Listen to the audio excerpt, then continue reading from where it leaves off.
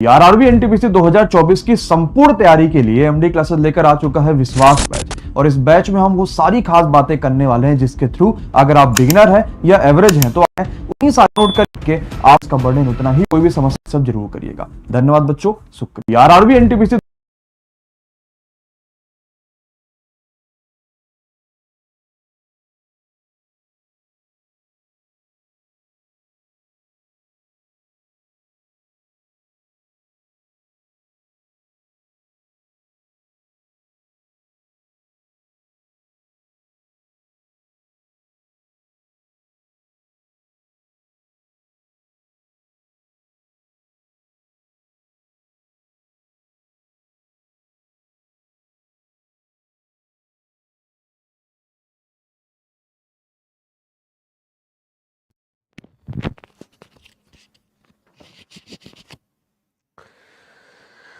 चलिए भाई, good evening, शुभ संध्या, राधे राधे, जय श्री कृष्ण। सभी साथियों को बहुत बहुत स्वागत है। साथियों, एक बार फिर से आप सभी का आपके अपने यूट्यूब प्लेटफॉर्म एमडी क्लासेस पर बहुत बहुत स्वागत है। तो भाई हमारे साथ जुड़ चुके भाई नेहा, यश, ऋतु, अजीत, बहुत बहुत स्वागत है भाई। एसपी मोस्ट वेलकम भाई। वरुण, आसमा स्वागत है। Ritu most welcome. Ankita, Chandika, Himanshu, Dharmesh most welcome भाई। रूबी मोस्ट वेलकम भाई। राजेश। चलिए, तो जैसा कि आप सभी साथियों देख सकते हैं कि आज से आपके लिए एक नया सब्जेक्ट स्टार्ट हो रहा है और ये नया सब्जेक्ट है साथियों पॉलिटी। तो अभी तक हम लोग हिस्ट्री पढ़ रहे थे, अब आज से पॉलिटी के पीवाईक्यू चलेंगे। तो क्या आप सभी ने बढ़िया तरीके से अभी तक के शॉर्ट नोट्स बनाए हैं और आज से एक नए पेज से, एक नए सिरे से पॉलिटी की जो शॉर्ट नोट्स होंगे, पीवाईक्यूज होंगे, उसको लिखना शुरू करेंगे। तो चलिए एक बार सभी लोग अपने इस प्यारे सेशन को लाइक जरूर कर दीजिएगा और शुरू करते हैं। लेकर चलेंगे सीधे आपको पहले प्रश्न की ओर, ठीक है ना, और एकदम शानदार तरीके से पढ़ेंगे, ठीक है ना। चलिए, तो ये रहा आज का पहला प्रश्न आपकी स्क्रीन पर। बताइएगा क्या होना चाहिए। साथियों, आज से संविधान की शुरुआत हो रही है और आपको बता दें कि संविधान के संदर्भ में कुछ बेसिक बातें आपसे डिस्कस करें अगर हम बात करते हैं साथियों संविधान, तो कहते हैं कि दुनिया में सबसे पहले संविधान निर्माण का विचार फ्रांस के लोगों के मन में आया था, जबकि दुनिया में सबसे पहले संविधान का विकास ब्रिटेन में हुआ। इसी वजह से ब्रिटेन को संविधान का जनक या जननी कहा जाता है। हालांकि ब्रिटेन का संविधान आज भी अलिखित है, मॉरल मतलब ओरल है, अलिखित है, मौखिक है, जबकि दुनिया का पहला लिखित संविधान अमेरिका ने बनाया था और इसी वजह से भारत ने भी लिखित संविधान की अवधारणा को अमेरिका से स्वीकार किया है। दुनिया का सबसे छोटा और कठोर संविधान अमेरिका का है, जबकि दुनिया का सबसे बड़ा लिखित संविधान भारत का है। जी हां साथियों, दुनिया में सबसे कठोर कानून की बात करें तो सऊदी अरब में है। हालांकि दुनिया में सबसे पहले संघवाद का उदय अमेरिका में हुआ था। सबसे पहली संसदीय शासन व्यवस्था वाला देश ब्रिटेन था। पहली बार गणतंत्रात्मक राष्ट्र आधुनिक रूप से फ्रांस में स्थापित हुआ। दुनिया का पहला लोकतंत्र भी अमेरिका को माना जा सकता है। हालांकि दुनिया का सबसे बड़ा लोकतंत्र भारत है, क्योंकि भारत में दुनिया में सबसे ज्यादा वोटर्स अर्थात मतदाताओं की संख्या है। इस वजह से भारत दुनिया का सबसे बड़ा लोकतंत्र कहा जा सकता है। जी हां साथियों, और अगर आप देखेंगे तो बहुत सारी चीजें हैं, जैसे न्यायपालिका से संबंधित बहुत सारी चीजें हैं जिसका विकास अमेरिका में हुआ, जैसे न्यायपालिका की स्वतंत्रता, सर्वोच्चता, ठीक है, और न्यायिक पुनरावलोकन, न्यायिक समीक्षा, ठीक है, लोकहितवाद, इन सब चीजों का विकास अमेरिका में हुआ है। हालांकि अगर हम मौलिक अधिकारों की बात करें तो सबसे पहले मौलिक अधिकारों का विकास अमेरिका में नहीं हुआ बल्कि ब्रिटेन में हुआ था।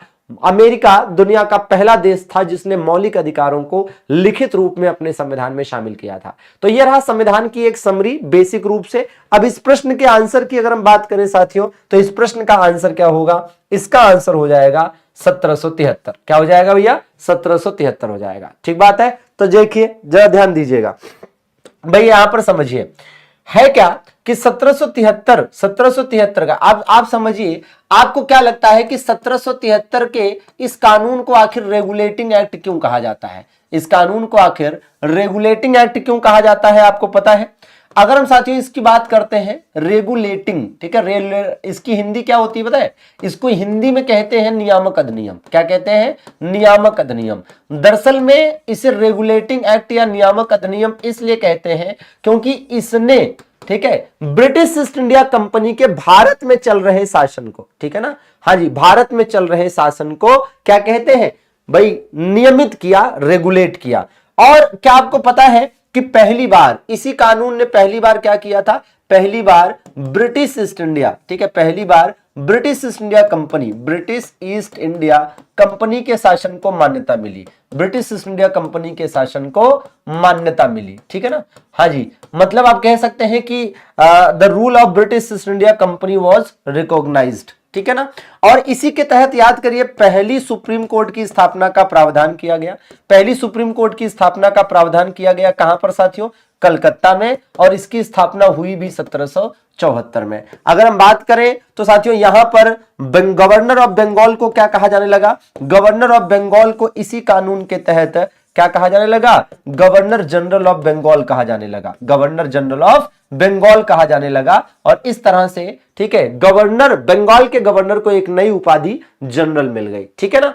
तो 1773 के रेगुलेटिंग एक्ट से क्या क्या क्वेश्चन हो सकता है कि भारत में पहली सुप्रीम कोर्ट का प्रावधान, ब्रिटिश ईस्ट इंडिया कंपनी के शासन को मान्यता, और यहां पर भाई गवर्नर ऑफ बंगाल को गवर्नर जनरल ऑफ बंगाल कहा जाने लगा। ये 3 पॉइंट्स आप जरूर याद रखिएगा, ठीक है। और इसका शीर्षक जानते हैं क्या था, इसका शीर्षक 1773 का जो रेगुलेटिंग एक्ट आया, इसका शीर्षक क्या दिया गया था पता है, भारत में ब्रिटिश अधिकाराधीन क्षेत्र, भारत में ब्रिटिश अधिकाराधीन क्षेत्र, भारत में ब्रिटिश अधिकाराधीन क्षेत्र, मतलब यह है कि ब्रिटेन की सरकार ने, है ना, हाँ, ब्रिटेन की सरकार ने एक तरह से यह स्पष्ट कर दिया ब्रिटिश ईस्ट इंडिया कंपनी के दिमाग में कि भारत में जो शासन चल रहा है वो अंग्रेजी सरकार का भी हो सकता है, ठीक है।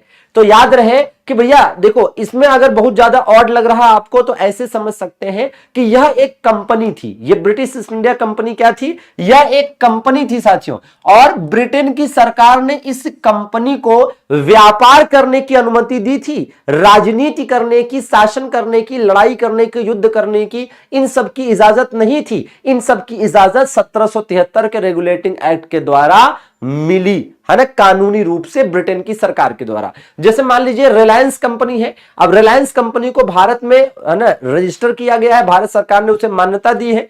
किस चीज के लिए मान्यता दी है, व्यापार करने के लिए मान्यता दी है ना। अब रिलायंस कंपनी जाके नेपाल पर कब्जा कर ले और वहां शासन करने लगे तो क्या इसे भारत सरकार ने मान्यता दी है, नहीं मान्यता दी है। लेकिन सपोज करिए कि रिलायंस कंपनी नेपाल पर कब्जा करके वहां शासन करने लगे तो भारत सरकार को क्या लगेगा, यही तो लगेगा ना कि रिलायंस कंपनी जिसे व्यापार की मान्यता दी गई थी, अब यह वहां पर शासन चला रही है, तो यह शासन रिलायंस का नहीं है बल्कि हमारा है, और उसे आने वाले समय में सरकार क्या करे, रिलायंस से छीन ले, ठीक है ना। तो वही काम यहां पर ब्रिटिश ईस्ट इंडिया कंपनी के साथ ब्रिटेन की सरकार ने भी किया। समझ गए बात को। आई होप कि काफी बड़ा जो है डाउट आपका क्लियर हुआ होगा यदि आपने ध्यान से सुना। आइए जरा इसका आंसर दीजिएगा। बिल्कुल भाई, क्या कह रहा है भाई ममता जी, ईस्ट इंडिया कंपनी 1813 को, है ना, ईस्ट इंडिया कंपनी के अधिनियम 1813 को किस नाम से जाना जाता है।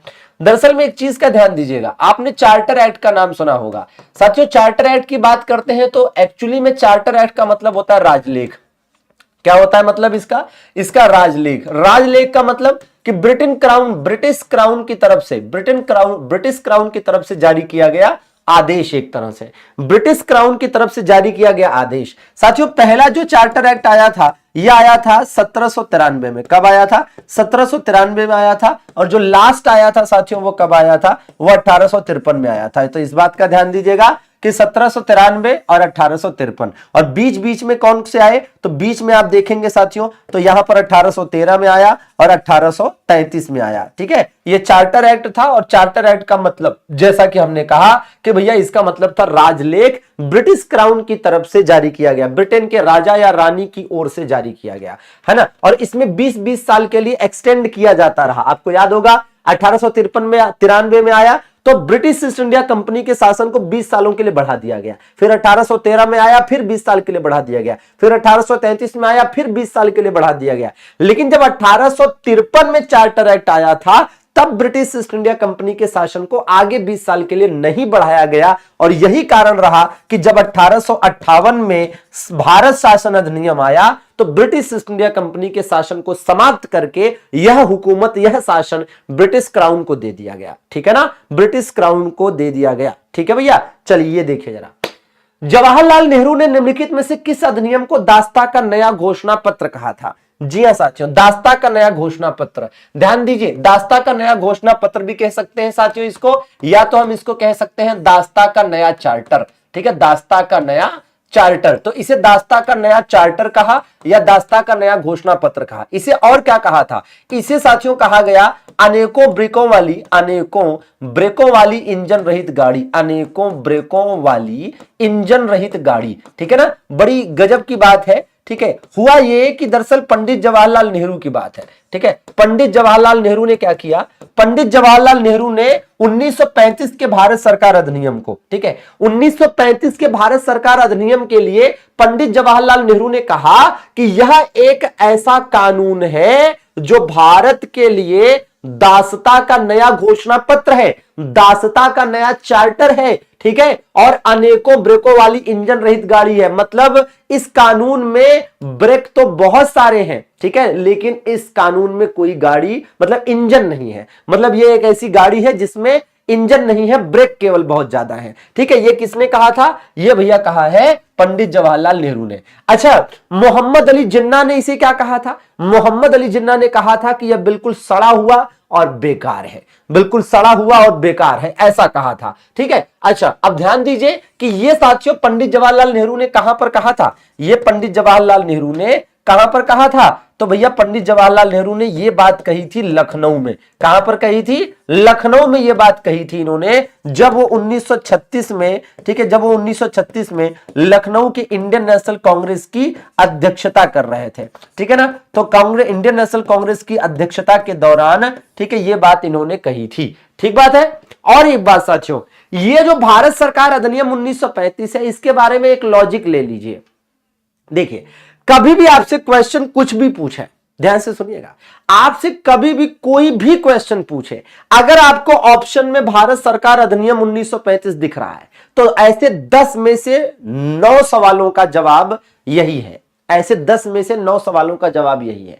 समझ गए? एक दूसरा लॉजिक, कभी भी आपसे क्वेश्चन पूछे कि भारतीय संविधान का कोई भी प्रावधान पूछ ले कि फला प्रावधान संविधान में है ना जो है वो अंग्रेजों के जमाने की किस कानून से लिया गया है, तो ऐसे 10 में से 11 क्वेश्चन का आंसर यही होगा, भारत सरकार अधिनियम 1935। मतलब समझ रहे हैं? मतलब बिल्कुल सटीक रणनीति आपको इसके मामले में बता रहे हैं कि भैया अगर भारत के संविधान के सोर्स का क्वेश्चन पूछे कि भारत के संविधान का कोई भी प्रावधान है ये अंग्रेजों के जमाने की किस कानून से लिया गया है, तो 110%, 200% गारंटी है कि यही आंसर होगा। ठीक है, और अगर कोई क्वेश्चन ऐसा है जो ऑप्शन मतलब स्रोत से संबंधित नहीं है, ऐसा नहीं पूछ रहा है कि अंग्रेजों के जमाने की किस कानून से है, लेकिन फिर भी ऑप्शन में भारत सरकार अधिनियम है, ठीक है, 1935 का, तो ऐसे 10 में से 9 क्वेश्चन का आंसर ये होगा। ठीक है ना? चलिए भैया, एक का रिस्क है, मतलब अगर आपको आंसर पता है तब तो ठीक है, नहीं पता है और आप रिस्क लेकर तुक्का लगाना चाहते हैं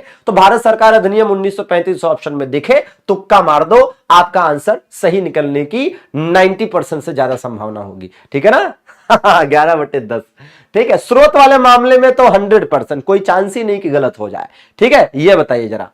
ठीक, क्या कह रहा है? निम्नलिखित में से किस अधिनियम के प्रावधान द्वारा ब्रिटेन के भारतीय प्रांतों पर ईस्ट इंडिया कंपनी के शासन को निरस्त कर दिया गया? देखिए ध्यान दीजिए क्या कह रहा है, ईस्ट इंडिया कंपनी के शासन को निरस्त कर दिया गया। ईस्ट इंडिया कंपनी के शासन को क्या किया गया भैया?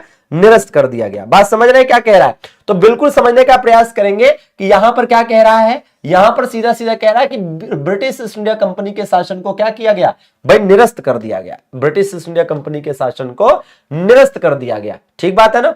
अच्छा, तो वो चीज यहां पर स्पष्ट करी जा रही है। ठीक है, तो फिर इस प्रश्न का राइट आंसर क्या हो जाएगा? इस प्रश्न का राइट आंसर हो जाएगा भारत सरकार अधिनियम 1858। ठीक है, देखिए ऐसा है कि हमने आपको बताया था थोड़ी ही देर पहले कि देखिए चार्टर एक्ट एक के बाद एक आए। क्या आए? Charter act. तो हमने कहा कि 1793 में जब चार्टर एक्ट, पहले तो 1773 में रेगुलेटिंग एक्ट आया था, तो ऐसे समझिए कि जब रेगुलेटिंग एक्ट आया 1773 में, जब रेगुलेटिंग एक्ट आया, ध्यान देना एक कंसेप्ट आपके दिमाग में डेवलप होगा। 1773 में जब रेगुलेटिंग एक्ट आया तो पहली बार ब्रिटिश ईस्ट इंडिया कंपनी के शासन को भारत में मान्यता मिली, मतलब इसे रिकॉग्नाइज किया गया कि ठीक है भारत में ब्रिटिश ईस्ट इंडिया कंपनी शासन करे। और यह रिकॉग्निशन किसने दिया? ब्रिटेन की सरकार ने दिया, क्योंकि यह कंपनी तो ब्रिटेन की ही थी। ठीक है, उसके बाद क्या हुआ? इसके बाद आप देखिए 1793 में चार्टर एक्ट आया, तो 20 वर्ष के लिए क्या किया गया? इसमें यह कहा गया कि ठीक है 20 वर्षों तक शासन और कर लो। ठीक है, फिर 1813 में जब आया कानून, तो फिर कहा गया कि 20 वर्षों के लिए और कर लो। फिर 1833 में आया तो यह हुआ कि ठीक है 20 वर्ष और बढ़ा देते हैं। फिर यहां पर जब आया ना, तो यहां पर कोई भी ठीक है उल्लेख नहीं था, मतलब यहां पर 20 साल के लिए एक्सटेंड करने की बात नहीं की गई। ठीक है, फिर इत्तेफाकन 1857 की क्रांति हो गई। तो 1857 की क्रांति होते ही ब्रिटेन की सरकार को मौका मिल गया। ठीक है, ब्रिटेन की सरकार को मौका मिल गया। ब्रिटेन की सरकार इसी ताक में थी कि कहीं कोई मौका मिले और वो ब्रिटिश ईस्ट इंडिया कंपनी के शासन को भारत से हटाकर खुद जो है शासन संभाल ले। ठीक है, क्योंकि आप कहेंगे सर मौके की क्या जरूरत थी? तो भैया कंपनी बहुत बड़ी थी, है ना, इतनी बड़ी कंपनी थी वो ब्रिटिश ईस्ट इंडिया कंपनी कि दुनिया के आधे देशों पर उसका शासन था। तो ऐसी कंपनी को ब्रिटेन की सरकार अचानक से उखाड़ कर नहीं फेंक सकती थी। जैसे भारत में अडानी अंबानी है, इनके ऊपर भारत सरकार चाहकर भी डायरेक्टली कोई एक्शन किसी मामले में नहीं ले सकती, क्योंकि अचानक से शेयर बाजार गिर जाएंगे, स्थिति अलग हो जाएगी और बहुत सारी चीजें खराब हो जाएंगी। ठीक है, तो वही चीज यहां पर रही कि ब्रिटेन की सरकार ने मौका देखा, जैसे ही 1857 में, इसने 1858 में भारत शासन अधिनियम या भारत सरकार अधिनियम पेश किया और इस अधिनियम के माध्यम से 1857 की क्रांति की आड़ में ब्रिटिश ईस्ट इंडिया कंपनी के शासन को हटा दिया और ब्रिटिश क्राउन के शासन को इंप्लीमेंट कर दिया, लागू कर दिया। और इस प्रकार से इस प्रश्न का राइट आंसर यह हुआ। और यहीं से आप कहते हैं कि भैया यहां से क्या हुआ? ब्रिटिश क्राउन का शासन भारत में शुरू हुआ। यही तो आप कहते हैं ब्रिटिश क्राउन का शासन शुरू हुआ भारत में। और ब्रिटिश क्राउन के अंतर्गत ब्रिटिश पार्लियामेंट का ठीक है नियंत्रण स्थापित हुआ। तो ब्रिटिश पार्लियामेंट अर्थात ब्रिटिश संसद का भारतीय मामलों पर सीधा नियंत्रण स्थापित हुआ। भारतीय मामलों पर सीधा नियंत्रण स्थापित हुआ। इसका क्या तात्पर्य है भैया? इसका यह तात्पर्य है, ठीक है ना, हाँ, इसका यह तात्पर्य है कि आप सीधे शब्दों में कह सकते हैं कि भाई ब्रिटिश शासन की बात करें, ब्रिटिश रूल की बात करें इन इंडिया, तो यह दो पार्ट में बटा हुआ है। यह दो पार्ट में बटा हुआ है, जिसमें आप देखेंगे एक ब्रिटिश ईस्ट इंडिया कंपनी का शासन है और दूसरा ब्रिटिश क्राउन का शासन है ना? क्लियर बात है ना? ठीक है, ब्रिटिश ईस्ट इंडिया कंपनी का शासन 1773 में मान्य हुआ, लेकिन 1765 से ही चल रहा था। तो 1765 से 1858 मान सकते हैं। ठीक है, और 1858 में ही ब्रिटिश क्राउन का शासन जब आया, तब से लेकर 1947 तक ब्रिटिश क्राउन का शासन। ठीक है ना? क्लियर बात है, एकदम स्पष्ट बात है कि भैया कब से कब तक ब्रिटिश ईस्ट इंडिया कंपनी और कब से कब तक ब्रिटिश क्राउन। ठीक है, दोनों एकदम क्लियर रखना है। ठीक है, और अगर आप इसकी गहराई को समझने की इच्छुक हैं और इसकी गहराई को समझ रहे हैं, तब तो इस क्लास को पढ़ने का फायदा है। केवल नेक्स्ट क्वेश्चन कर देने से केवल क्या होगा? क्वेश्चन तो मिल जाएगा, गहराई नहीं समझ पाओगे। फिर क्या होगा? फिर तो भैया वही है कि एग्जाम में थोड़ा सा क्वेश्चन ने इधर से उधर घुमाया तो आपके भविष्य का जो पहिया है वो पंचर हो जाएगा। ठीक है, चलिए बताइए जरा। ठीक है भाई, क्या कह रहा है? निम्नलिखित में से किस अधिनियम ने ब्रिटिश ईस्ट इंडिया कंपनी को किसी निर्दिष्ट अवधि के बिना क्राउन के लिए ट्रस्ट में भारतीय क्षेत्रों और राजस्व को बनाए रखने का अधिकार दिया? मतलब आप समझिए जरा कि भैया ये वही चीज है कि 1853 याद है ना? 1853 याद है, इसमें ब्रिटिश ईस्ट इंडिया कंपनी को किसी निर्दिष्ट अवधि के बिना, क्या इसमें कहा गया कि हां कंपनी के शासन को और कितने साल के लिए बढ़ाया जा रहा है? नहीं कहा गया। ठीक है, इसका सीधा सा मतलब था कि ब्रिटिश क्राउन अर्थात ब्रिटिश ताज जो है किसी भी समय ब्रिटिश ईस्ट इंडिया कंपनी की सत्ता को भारत में खत्म करके अपने हाथों में ले सकता था, और उसने 1858 में ले भी लिया। ठीक है ना? इस चीज को समझना है। चलिए जरा सेशन को लाइक करते चलिएगा और जरा लाइक का दोहरा शतक पूरा करिए फटाफट। याद है ना कि दुनिया का पहला दोहरा शतक किसने लगाया था? दुनिया की पहली डबल सेंचुरी किसने मारी थी? आज की डेट में तो बहुत सारे धुरंधर हैं जिन्होंने 2-2 रन बनाए हैं। रोहित शर्मा ने 3 बार डबल सेंचुरी लगाई है, जी हां, लेकिन दुनिया की पहली डबल सेंचुरी किसने लगाई थी? पहली डबल सेंचुरी लगाई थी किसने? सचिन तेंदुलकर ने। ठीक है, सचिन तेंदुलकर ने। चलिए ये बताइए जरा तो, हाँ जी, अरे हमने ये भी कहा था कि अगर ऑप्शन में 1935 है तो 10 में से 9 क्वेश्चन का आंसर 1935 होता है, 10 में से 10 का नहीं, और स्रोत वाला क्वेश्चन हो तो 110%। ठीक है ना। चलिए, संविधान सभा ने स्वतंत्र भारत के लिए संविधान का मसौदा तैयार किया। ठीक है, इसका गठन किसके अंतर्गत किया गया था? देखिए, मतलब संविधान सभा एक्चुअली में क्या है साथियों, मैं आपको बताऊं कि कई सारी परिस्थितियां थी। जैसे सेकंड वर्ल्ड वार 1945 में खत्म हुआ। हाँ जी, सेकंड वर्ल्ड वार 1945 में खत्म हुआ। उसके बाद आप देखेंगे कि द्वितीय विश्व युद्ध के खत्म होते ही ब्रिटेन की बादशाहत खत्म हो गई थी। ठीक है, और नई सुपर पावर बनकर उभरा था अमेरिका। ठीक है, और इधर आप देखेंगे कि भाई भारत छोड़ो आंदोलन की वजह से और उधर सुभाष चंद्र बोस की आजाद हिंद फौज की वजह से ब्रिटेन की सरकार पर एक तगड़ा दबाव था भारत को आजाद करने का। तो ब्रिटेन की सरकार ने यह तय कर लिया कि भारत को आजाद करना है, और इसके लिए साथियों कैबिनेट मिशन भारत भेजा गया। ठीक है, कब भेजा गया? 1946 में कैबिनेट मिशन भारत भेजा गया। इसका नाम कैबिनेट मिशन इसलिए है क्योंकि इसके जो सदस्य थे ये तीन के तीनों ही, ठीक है, ब्रिटिश कैबिनेट के सदस्य थे, और इसमें सर पेंथिक लॉरेंस अध्यक्ष थे। सर पेंथिक लॉरेंस अध्यक्ष थे। इस कैबिनेट मिशन का काम था दो चीजें करना। एक तो ये कि भारत में अंतरिम सरकार बनवा दो। ठीक है, अंतरिम सरकार जो मतलब एक तरह की क्या हो, एक प्रतीकात्मक सरकार हो जिसे सत्ता देकर अंग्रेज यहां से जा सकें। क्योंकि आजादी के बाद भारत में सरकार किसने चलाया? अंतरिम सरकार ने शासन को चलाया। और दूसरी चीज, संविधान सभा बनवाई गई, कॉन्स्टिट्यूएंट असेंबली बनवाई गई, जिसने भारत के संविधान को बनाया। ठीक बात है। तो भैया 2 सितंबर 1946 को अंतरिम सरकार का गठन हुआ और 9 दिसंबर 1946 को संविधान सभा का गठन हुआ। इसने आजादी के बाद हमारे देश के शासन प्रशासन को चलाने का काम किया, और इसने आजादी के बाद हमारे देश के संविधान को बनाने का काम किया। और ये दोनों ही चीजें हुई थी कैबिनेट मिशन 1946 के आधार पर। ठीक बात है, इसमें 3 सदस्य थे, है ना। चलिए अगले प्रश्न की तरफ चलें। ये देखिए भाई, ब्रिटिश संसद के किस अधिनियम के अंतर्गत प्रांतों में जिम्मेदार सरकार का प्रावधान किया गया? ठीक है, प्रांतों में मतलब यह है कि प्रांत का मतलब होता है यहां पर राज्य। प्रांत का मतलब साथियों यहां पर किससे है? प्रांत का मतलब यहां राज्य से है। मतलब राज्यों में उत्तरदायी शासन, है ना, राज्यों में जिम्मेदार शासन। तो भैया प्रोविंसेस में यह चीज कब की गई? Responsible government. तो 1935 का भारत सरकार अधिनियम। ठीक है ना। हाँ, मतलब यह है कि यहीं पर पहली बार क्या हुआ? यहीं पर पहली बार हम देख सकते हैं कि केंद्र और राज्य के बीच शक्तियों का बंटवारा किया गया। ठीक है, केंद्र और राज्य के बीच शक्तियों का बंटवारा किया गया, और पहली बार 3 सूचियां बनाई गई। संघ सूची, है ना, राज्य या प्रांत सूची, और तीसरी कौन सी? समवर्ती सूची। तीसरी कौन सी? समवर्ती सूची। और आप भी जानते हैं कि साथियों आज भी संघ सूची, राज्य सूची और समवर्ती सूची हमारे देश के संविधान में है। तो मतलब अगर कहा जाए कि भारत के संविधान में संघ सूची, राज्य सूची और समवर्ती सूची का प्रावधान अंग्रेजों के जमाने के किस अधिनियम से है? तो इसी अधिनियम से है। ठीक है ना। और इन तीनों सूचियों का होना इस बात का प्रमाण है कि यह व्यवस्था संघीय शासन की ओर इशारा करती है। संघीय शासन की ओर इशारा करती है, क्योंकि संघीय शासन का मतलब ही होता है केंद्र और राज्य के बीच शक्तियों का बंटवारा, डिस्ट्रीब्यूशन ऑफ पावर्स बिटवीन, ठीक है, यूनियन एंड स्टेट। ठीक है ना, या सेंटर एंड स्टेट। ठीक है, तो सेंटर और स्टेट के बीच में, सेंटर और स्टेट के बीच में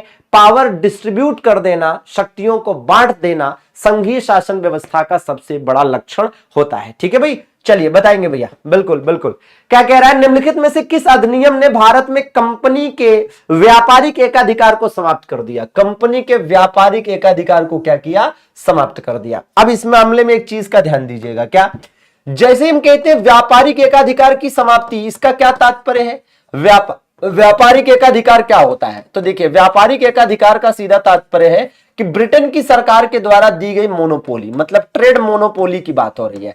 ट्रेड मोनोपोली की बात हो रही है। अब इसमें आप ऐसे समझिए कि ब्रिटेन की सरकार, ब्रिटेन में बहुत सारी कंपनियां थी, बहुत सारे लोग थे, और ब्रिटिश ईस्ट इंडिया कंपनी को व्यापारिक एकाधिकार था। इसका मतलब ब्रिटिश ईस्ट इंडिया कंपनी के अलावा कोई भी दूसरी कंपनी या कोई भी दूसरा व्यक्ति ब्रिटेन से आकर भारत में व्यापार नहीं कर सकता था। आप इसका एग्जाम्पल ऐसे समझिए कि जैसे भारत सरकार रिलायंस को यह एकाधिकार दे दे, भारत सरकार रिलायंस को यह एकाधिकार दे दे कि भाई नेपाल में व्यापार तुम करोगे। इसका मतलब यह होगा कि नेपाल के साथ भारत का जो भी व्यापार होगा वो अकेले केवल और केवल कौन कर सकता है? रिलायंस कर सकता है। कौन कर सकता है भैया? केवल और केवल रिलायंस कर सकता है। इसको कहते हैं व्यापारिक एकाधिकार। तो वही चीज यहां पर किसको मिली? वही साथियों एकाधिकार यहां पर ब्रिटिश ईस्ट इंडिया कंपनी को था। और ब्रिटिश ईस्ट इंडिया कंपनी की इस व्यापारिक एकाधिकार को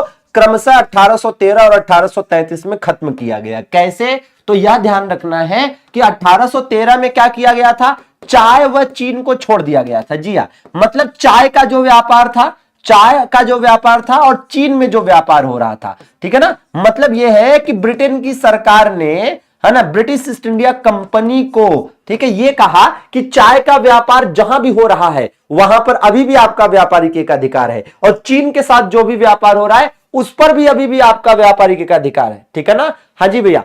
और आप देखेंगे कि 1833 की बात करें तो यहां लिखा जाएगा चाय व चीन सहित। ठीक है ना, यहां पर क्या लिखा जाएगा? चाय व चीन सहित। ठीक है ना। हाँ जी बिल्कुल सौरभ बाबू, बस बिल्कुल आप ही के द्वारा तमगा दिए जाने का इंतजार मैं कर रहा था। ठीक है, तुम ही तो यूनाइटेड नेशन ऑर्गेनाइजेशन में बैठे हो जो ये डिसाइड करोगे कि कौन सा अध्यापक अच्छा है कौन सा बेकार। ठीक है ना। हाँ, किसने भेजा है यहां तुम्हें? है किसने भेजा है तुम्हें यहां? ठीक है, और किसने कहा कि तुम यहां आके वेरीफाई करो कि मैं अच्छा अध्यापक हूं या खराब अध्यापक हूं? है, और तुम कौन से मतलब दिग्गज हो? कौन सी यूनिवर्सिटी में पढ़ के प्रोफेसर लिए हो और कौन सी बहुत बड़ी उपलब्धि हासिल कर ली हो? कौन सी एग्जाम में सेलेक्ट हो गए हो जो तुम वेरीफाई करोगे कि मैं अच्छा पढ़ाता हूं नहीं पढ़ाता हूं? ठीक है, ये तो अपनी अपनी मर्जी पर। हमने तो तुम्हें बुलाया नहीं इनविटेशन देकर कि आओ बेटा पढ़ाई कर लो हमसे, हम बहुत अच्छा पढ़ाते हैं। हमने कभी कहा? मैं तो हमेशा कहता हूं कि मैं बहुत बेकार पढ़ाता हूं, लेकिन फिर भी आप में से जिनको मेरा, है ना, पढ़ाया हुआ अच्छा लगता है पढ़िए, नहीं अच्छा लगता है बहुत सारे चैनल से आप वहां पढ़ सकते हैं। जो यहां आए हैं उनका स्वागत है विनम्रता के साथ। जो नहीं पढ़ना चाहे वो जा सकते हैं। ठीक है, कोई दिक्कत नहीं है। हमने कभी कहा क्या कि आओ पढ़ो हमसे? हद है। ठीक है, यहां आकर स्पेशली बता रहे हैं कि ये तो बड़े बेकार टीचर हैं, बहुत अच्छा काम किया आपने। ठीक है, हाँ जी चलिए, है ना। अब देखो नहीं तो क्या बताएं। अब इसका राइट आंसर क्या हो जाएगा भैया? चाय और चीन के अलावे। तो भैया इसका आंसर हो जाएगा आपका क्या? 1813 हो जाएगा। ठीक है, मतलब चाय और चीन के अलावा बोला जाएगा तो 1813, और चाय और चीन सहित बोला जाएगा तो 1833। ठीक है ना। चलें अगले प्रश्न की तरफ, आइए ये देख लिया जाए। ठीक है, तो भाई भारत में ईस्ट इंडिया कंपनी से संबंधित मामलों को नियंत्रित एवं विनियमित करने हेतु ब्रिटिश सरकार द्वारा पारित प्रथम अधिनियम कौन सा था? ठीक है ना। चलिए, हाँ, इस बंदे को चॉकलेट देकर विदा किया जाए। चॉकलेट है नहीं मेरे पास। ठीक है, फिलहाल ऐसे ही विदा कर दिया जाए। चलिए ये बताइए, भारत में ईस्ट इंडिया कंपनी के से संबंधित मामलों को नियंत्रित एवं विनियमित करने के लिए ब्रिटिश सरकार द्वारा पारित पहला अधिनियम कौन सा था? तो ये तो आपको याद ही है ना। ये तो आपको बिल्कुल 100% याद है कि ब्रिटिश सरकार के द्वारा जो पहला अधिनियम पास किया गया वो कौन सा था? विनियमन अधिनियम। ठीक है, रेगुलेटिंग एक्ट था। कौन सा था? रेगुलेटिंग एक्ट था। अरे भैया क्या कह रहा है? ईस्ट इंडिया कंपनी संबंधित मामलों को नियंत्रित व नियमित करने हेतु ब्रिटिश सरकार द्वारा पारित, तो ये है ना, देखिए 1773, यही तो था पहला, जिससे ब्रिटिश ईस्ट इंडिया कंपनी के शासन को भारत में मान्यता दी गई। ठीक है, अच्छा अब एक बात सुनो, क्या अगर मैं आपसे कहूं कि ब्रिटिश ईस्ट इंडिया कंपनी, ठीक है, ब्रिटिश ईस्ट इंडिया कंपनी का दो चीजें, ठीक है, क्या? एक कहूं व्यापार, ठीक है ना, एक कहूं व्यापार और दूसरा क्या कहूं? शासन। ठीक है, एक कहूं व्यापार और दूसरा कहूं शासन। ठीक है, तो अब देखिएगा मैं जो आपको बताने जा रहा हूं, क्या भैया, अगर आपसे कहा जाए व्यापार कब शुरू हुआ, ठीक है, तो व्यापार कब शुरू हुआ था? भैया व्यापार तो 1608 में शुरू हुआ था। क्यों? क्योंकि 1608 में सूरत में पहली फैक्ट्री लगाई गई थी। ठीक है ना। अच्छा, और इधर क्या भैया, शासन कब शुरू हुआ? 1765 में। क्यों? क्योंकि 1765 में, वास्तव में 1765 में, क्योंकि बक्सर का युद्ध जीतने के बाद 1765 में व्यापार ना शासन स्थापित हुआ था। ठीक है ना। अच्छा भाई, अब इसके बाद आप देखिए जरा समाप्त कब हुआ। अगर हम समाप्त की बात करते हैं तो भैया 1813 में आंशिक रूप से समाप्त हुआ, और 1813 में कैसा समाप्त हुआ? आंशिक रूप से। ठीक है, यहां आंशिक रूप से समाप्त हुआ क्योंकि चाय और चीन छोड़ दिया गया था। फिर 1833 में क्या हुआ, 1833 में पूर्णतः समाप्त हुआ, ठीक है ना। हाँ जी, और ये जो समाप्त हुआ ये एकाधिकार की बात हो रही है। और शासन की बात करें तो ये कब समाप्त हुआ, ये भैया 1858 में समाप्त हुआ। यहां से यहां तक कोई दिक्कत, तो एक ही जगह पर आराम से हो जा रहा है, ठीक है ना, एक ही जगह पर आराम से हो जा रहा है कि भैया व्यापार कब शुरू हुआ कब समाप्त हुआ, शासन कब शुरू हुआ कब समाप्त हुआ, ठीक है, क्लियर है। चलिए, तो ऐसे जब नोट्स बनाएंगे तो आपके डाउट्स दूर रहेंगे। ये बताइए, अंग्रेजों ने भारत में अप्रत्यक्ष चुनाव प्रणाली की शुरुआत पहली बार कब की थी, बताने का प्रयास करेंगे भैया, ठीक है। अब एक चीज जरा ध्यान दीजिएगा, क्या कि भैया ये जो चुनाव है, भाई जो इलेक्शन है, जो चुनाव होता है, ये दो तरह का होता है। क्या होता है, ये दो तरह का होता है, ठीक है, ये दो तरह का होता है। एक क्या होता है, एक जिसको हम कहते हैं प्रत्यक्ष, ठीक है, एक जिसको हम कहते हैं प्रत्यक्ष, और दूसरे को क्या कहते हैं भैया, दूसरे को कहते हैं अप्रत्यक्ष, ठीक है। अब देखो प्रत्यक्ष अप्रत्यक्ष में क्या डिफरेंस है, बहुत सिंपल है ना, बहुत ही ज्यादा सिंपल है कि भैया जिसमें जनता स्वयं वोट दे, ठीक है, ऐसा इलेक्शन जिसमें जनता स्वयं वोट दे, ठीक है ना, जनता स्वयं वोट दे। जब जनता स्वयं वोट देती है तो उसे कहते हैं क्या, प्रत्यक्ष चुनाव प्रणाली। और जब जनता के प्रतिनिधि वोट देते हैं, जनता के प्रतिनिधि मतलब रिप्रेजेंटेटिव ऑफ पीपल्स, ठीक है, जनता के प्रतिनिधि वोट दें, जनता के प्रतिनिधि वोट दें, तो उसे कहते हैं अप्रत्यक्ष चुनाव प्रणाली, ठीक है। अब ध्यान दीजिए कि भाई इसकी शुरुआत कब हुई थी भारत में, इसकी शुरुआत हुई थी 1919 में। और इसकी शुरुआत कब हुई थी भैया, इसकी शुरुआत हुई थी 1892 में, ठीक है ना, ये स्पष्ट याद रखना है, ठीक है। और अगर हम भारत की बात करें कि भैया भारत में क्या होता है, तो भारत में इस तरीके से किसका किसका इलेक्शन होता है, भारत में इस तरीके से किसका किसका इलेक्शन होता है। तो भैया एक एग्जांपल लीजिए, प्रत्यक्ष चुनाव, जैसे विधानसभा का इलेक्शन, लोकसभा का इलेक्शन, प्रधान का इलेक्शन, ऐसे ही तो होता है, ठीक है, और प्रधान या मुखिया। और इसी प्रकार से इसमें अगर आप आइए तो इस तरह से किसका इलेक्शन होता है, प्रेसिडेंट का इलेक्शन, वाइस प्रेसिडेंट का इलेक्शन, ठीक है ना, राज्यसभा का इलेक्शन, ठीक है, राज्यसभा का इलेक्शन, और राज्यों में विधान परिषद का इलेक्शन। समझ रहे हैं, तो ये तरीके आप समझिए, सिंपल है, ठीक है। अच्छा, भारत में महिलाओं को मताधिकार पहली बार कब मिला था, ये कमेंट करके बताएंगे। भारत में महिलाओं को मताधिकार पहली बार कब मिला था, ठीक है ना। हाँ जी, और महिलाओं को मताधिकार देने वाला न्यूजीलैंड दुनिया का पहला देश था, न्यूजीलैंड दुनिया का पहला देश था, ठीक है ना। तो बिल्कुल याद करने की जरूरत है, इंपॉर्टेंट है, एज इट इज नोट्स बनाएंगे, शॉर्ट नोट्स, तो ये आपके बड़े काम आएंगे। आइए जरा ये देख लिया जाए भैया, कह रहे साथियों किस वर्ष में पिट का भारत अधिनियम पास किया गया था। पिट्स इंडिया एक्ट की बात हो रही है, किसकी बात हो रही है साथियों, यहां पर हम बात कर रहे हैं पिट्स इंडिया एक्ट की, किसकी, पिट्स इंडिया एक्ट की साथियों बात कर रहे हैं। तो जब अपन पिट्स इंडिया एक्ट की बात करते हैं, जब हम पिट्स इंडिया एक्ट की बात करते हैं तो भैया 1784 में पिट्स इंडिया एक्ट आया। इस एक्ट ने क्या किया, इस एक्ट ने साथियों ब्रिटिश ईस्ट इंडिया कंपनी के, ठीक है, ब्रिटिश ईस्ट इंडिया कंपनी के शासन, ठीक है, मतलब यूं कह लीजिए कि राजनीतिक एवं व्यापारिक कार्यों को अलग अलग कर दिया, ठीक है, राजनीतिक एवं व्यापारिक कार्यों का पृथक्करण किया, राजनीतिक व व्यापारिक कार्यों का पृथक्करण किया, व्यापारिक कार्यों का पृथक्करण। मतलब यह है कि आप ऐसे समझिए, इसको थोड़ा सा समय देंगे तभी समझ में आएगा, कोई भी टॉपिक जब तक समय नहीं देंगे समझ में नहीं आएगा। ऐसे समझिए, ब्रिटिश ईस्ट इंडिया कंपनी किसके लिए स्थापित हुआ था भैया, ब्रिटिश ईस्ट इंडिया कंपनी। अगर आप याद करें तो ब्रिटिश ईस्ट इंडिया कंपनी, भाई ये आफ्टर ऑल क्या थी, ये एक कंपनी थी, ठीक है नहीं। अब कंपनी किस लिए स्थापित की जाती है, व्यापार करने के लिए, तो ये कंपनी भी स्थापित हुई व्यापार करने के लिए, ठीक है। लेकिन जब कंपनी धीरे धीरे शासन प्रशासन भी करने लगी तो जो गवर्निंग बॉडी, जो है ना कंपनी की गवर्निंग बॉडी व्यापारिक कार्यों को संभालती थी, उसी की जिम्मेदारी पर क्या आ गया, उसी की जिम्मेदारी पर राजनीतिक जिम्मेदारियां भी आ गई, ठीक है। तो same body, same governing body व्यापार भी करती थी और राजनीति भी करती थी। तो यहां पर क्या किया गया, यहां पर इस कानून के द्वारा, इस अधिनियम के द्वारा व्यापारिक कार्यों के लिए अलग से, है ना, व्यापारिक कार्यों के लिए जो बोर्ड ऑफ कंट्रोलर था उसको बोर्ड ऑफ डायरेक्टर था उसको रहने दिया।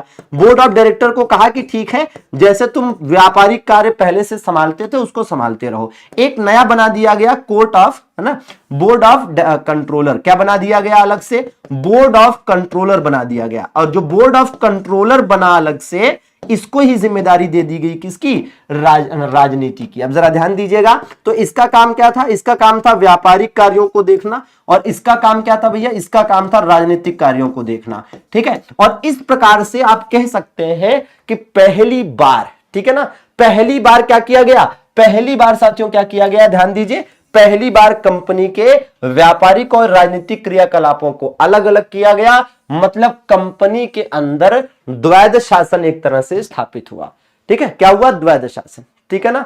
चलिए, ठीक है, तो राइट आंसर क्या हो जाएगा इसका, राइट आंसर हो जाएगा 1784, ठीक है, 1784, ठीक है। ऐसे आराम से याद कर लेना है, ठीक है। चलिए, अब अलग अलग आपको याद रहेगा कि बोर्ड ऑफ कंट्रोलर की स्थापना कब हुई। बोर्ड ऑफ कंट्रोलर को याद रखिए, कई बार हिंदी में पूछता है, तो इसको आप याद रखेंगे, इसको नियंत्रक मंडल कहा जाता है। क्या भैया, नियंत्रक मंडल, और इसका काम क्या था, राजनीतिक क्रियाकलापों को नियंत्रित एवं नियमित करना, ठीक है ना। चलिए आगे देखा जाए, ये बताइएगा, ठीक है ना। चलिए फटाफट बताएंगे, बिल्कुल। भाई कह रहा है साथियों कि किस ब्रिटिश प्रधानमंत्री ने क्रिप्स मिशन को भारत भेजा था, क्रिप्स मिशन को भारत किसने भेजा था भैया, ठीक है ना।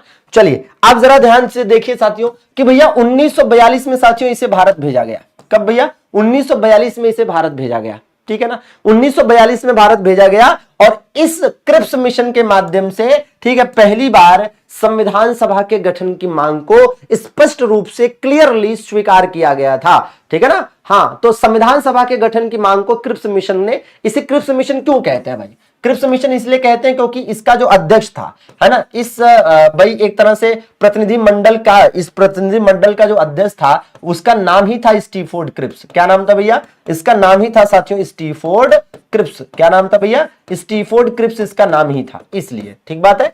चलिए ये देखिए जरा, बहुत अच्छे भाई कुमार गणित, देखो भैया ऐसा है, 10 मिनट का समय निकालकर मैं आपको रिवीजन कराऊं, उससे बेहतर है ना, आप चाहते हैं कि रिवीजन मैं क्लास में ही करा दूं, डेली क्लास मतलब पढ़ाऊं और लास्ट में 10 मिनट निकालकर आपको रिवीजन करा दूं, चलो ठीक है मैं कर दूंगा। लेकिन यह बताओ कि आपको नहीं लगता कि इससे बेहतर है कि आपको क्लास पूरा मैं पढ़ा दूं, और उसके बाद जब शाम को पीडीएफ अपलोड की जाती है, जब शाम को पीडीएफ एप्लीकेशन में अपलोड की जाती है, तो उसको डाउनलोड करके एक सरसरी निगाह से आप देख लो, 10 मिनट के बजाय 5 मिनट में हो जाएगा, मेरी एनर्जी भी बच जाएगी, आपका रिवीजन भी हो जाएगा। क्योंकि अगर लास्ट में 10 मिनट में मैं रिवीजन कराऊंगा तो यकीन मानो बहुत फास्ट रिवीजन कराना पड़ेगा, और मेरी हालत खराब हो सकती है, किसी भी अध्यापक की हालत खराब हो सकती है। जो 50 मिनट में पढ़ाए और 10 मिनट में फटाफट रिवीजन कराए, सोचो कितना फास्ट बोलना पड़ेगा, ठीक है। हाँ समझो, थोड़ी एनर्जी बची रहने दो यार, ठीक है, आप ही को पढ़ाने के काम आएगी, मुझे कोई दिक्कत नहीं है। लेकिन फिर वही है कि मैं पता चला दिन भर में 6-7 घंटे पढ़ाता हूं तो फिर 5 ही घंटे पढ़ा पाऊंगा, ठीक है, समस्या ये है, ठीक है। हाँ ठीक, और दूसरा ये है कि फिर भी आप चाहते हो कि नहीं नहीं इसी क्लास में रिवीजन हो जाए, तो ये क्लास जब खत्म हो जाती है उसके घंटे 2 घंटे बाद इसी क्लास को आप 2, 2.5, 3 की स्पीड पर लगाकर देख लो। गलत कह रहा हूं तो बताओ, इसी क्लास को 2, 2.5, 3 की स्पीड पर लगाकर देख लो। अभी जैसे ये 4 से 5 क्लास आप करते हो, रात में 8 बजे, 9 बजे, 10 बजे, जब भी आपको टाइम मिले, इसी क्लास को 2 या 3 की स्पीड पर लगा लो, है ना। 50 मिनट की क्लास अगर 3 की स्पीड पर लगाओगे तो 15 मिनट में खत्म हो जाएगी, ठीक है, और पूरा आराम से हो जाएगा, ठीक है ना, पूरा आराम से रिवीजन हो जाएगा, और फिर से पूरा का पूरा, है ना, एक्सप्लेनेशन भी रिवीजन हो जाएगा, ठीक है। चलिए देखिए 31 दिसंबर भैया, 31 दिसंबर 1947 को भारत की संविधान सभा में कौन सा प्रांत का प्रतिनिधित्व अधिकतम था, ठीक है। तो बिल्कुल आप देखेंगे मद्रास, बंबई। अब इसमें से क्या ही आंसर हो सकता है, इसमें से आंसर हो सकता है संयुक्त प्रांत उत्तर प्रदेश, ठीक है ना, इसमें कोई डाउट नहीं है। चलिए ये देखिए 1925 में केंद्रीय विधानसभा, साथियों ये जो केंद्रीय विधानसभा आप देख रहे हैं, इसी को आज की डेट में लोकसभा कहा जाता है, इसी को आज की डेट में क्या कहते हैं, लोकसभा कहा जाता है, इसी को आज की डेट में लोकसभा कहा जाता है, ठीक है ना। हाँ जी, तो भैया इसके पहले भारतीय अध्यक्ष थे विट्ठल भाई पटेल, और ये साथियों किसके प्रयासों से बने थे, स्वराज पार्टी के प्रयासों से बन पाए थे, स्वराज पार्टी के प्रयासों से साथियों ये बन पाए थे। तो याद रखिएगा स्वराज पार्टी के प्रयास, स्वराज पार्टी के प्रयासों से, ठीक है ना, विट्ठल भाई पटेल। और यहां तक कि साथियों जब केंद्रीय विधानसभा में 1929 में जब, है ना, केंद्रीय विधानसभा में बॉम्ब फेंका गया था भगत सिंह और बटुकेश्वर दत्त के द्वारा, तो उस समय भी उस केंद्रीय विधानसभा के अध्यक्ष विट्ठल भाई पटेल ही थे। निम्नलिखित में से किसे भारत में सरकार के संघीय स्वरूप का परिणाम कहा जा सकता है ना, निम्नलिखित में से किसे भारत में सरकार के संघीय स्वरूप का परिणाम कहा जा सकता है। मतलब संघीय स्वरूप क्या होता है, देखो भैया, संघी स्वरूप में एक चीज का ध्यान देना, रटना कुछ नहीं है। यहां देखो संघ शब्द लिखा है, संघ शब्द, तो संघ कैसे बनता है भाई? सबको पता है कि राज्यों का संघ होता है, राज्यों का संघ होता है, ठीक है। मतलब किसका संघ होता है? राज्यों का। क्या होता है भैया? राज्यों का ही साथियों संघ होता है कि नहीं? अब सिंपल सी बात है, याद कर लो कि जब राज्य और बीच की, है ना, राज्य और संघ के बीच में जब क्या हो, शक्तियों का बंटवारा हो, क्या हो, शक्तियों का बंटवारा हो, तो इसी को क्या कहा जाता है? इसी को कहा जाता है संघीय शासन प्रणाली। क्या कहा जाता है? संघीय शासन प्रणाली कहा जाता है, ठीक है ना। तो बहुस्तरीय है ना, सरकार, संघ सरकार, राज्य सरकार और स्थानीय सरकार। और भारत में ये तीनों सरकारें हैं, ठीक है, संघ सरकार, राज्य सरकार और स्थानीय सरकार। भारत दुनिया का एकमात्र ऐसा देश है जहां पर 3 स्तरीय सरकार है, ठीक है ना। चलिए ये देखिए, भारत के संविधान के संदर्भ में इनमें से संविधान सभा के निर्वाचित अध्यक्ष कौन थे? चलिए भाई फटाफट बताएंगे, संविधान सभा के निर्वाचित अध्यक्ष कौन थे? तो संविधान सभा के निर्वाचित अध्यक्ष साथियों डॉक्टर राजेंद्र प्रसाद थे, ठीक है। इस बात का ध्यान रखिएगा कि संविधान सभा की अगर अपन बात करते हैं, संविधान सभा की अगर हम बात करें तो भैया जो पहली बैठक हुई थी 9 दिसंबर 1946, ठीक है। इस दिन जब पहली बैठक हुई थी तो उस दिन अध्यक्ष कौन बनाए गए थे? उस दिन अध्यक्ष बनाए गए थे डॉक्टर सच्चिदानंद सिन्हा, ठीक है। और डॉक्टर सच्चिदानंद सिन्हा क्यों अध्यक्ष बनाए गए थे? भाई पहले दिन की बैठक थी, वो पहले दिन की बैठक थी साथियों, और ये डिसाइड नहीं था कि किसे अध्यक्ष बनाया जाए, तो जो सबसे उम्रदराज व्यक्ति थे, एजेड व्यक्ति थे, उन्हीं को अध्यक्ष बना दिया गया। तो कभी कभी क्वेश्चन आता है कि संविधान सभा की उद्घाटन अधिवेशन की अध्यक्षता किसने की थी?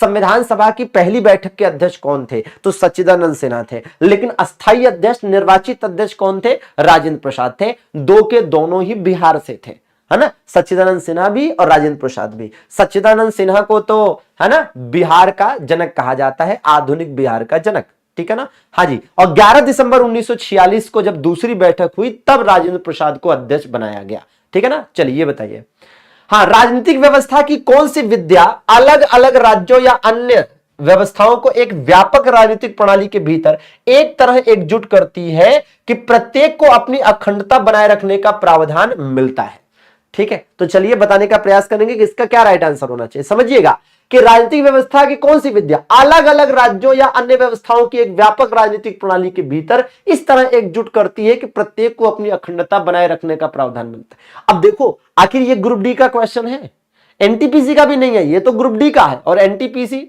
मतलब समझ रहे हो, इसका यह मतलब हुआ कि एनटीपीसी पॉलिटी के मामले में अच्छे क्वेश्चन पूछेगा, ठीक है ना। हाँ देखो भैया, अब समझो संप्रभुता क्या होती है? संप्रभुता जिसमें सर्वोच्च शक्ति निवास करती हो, जिसमें सर्वोच्च शक्ति निवास करती हो, ठीक है, जिसमें सर्वोच्च शक्ति निवास करती हो उसे संप्रभु कहते हैं। निवास करती हो मतलब समझ रहे हैं, मैं सारे के मतलब बताता हूं, ठीक है। भारत एक संप्रभु राष्ट्र है, भारत एक संप्रभु राष्ट्र है, सॉवरेन स्टेट है। इसका क्या मतलब? इसका यह मतलब हुआ कि भारत अपने सभी मामलों में डिसीजन लेने के लिए फ्री है, स्वतंत्र है।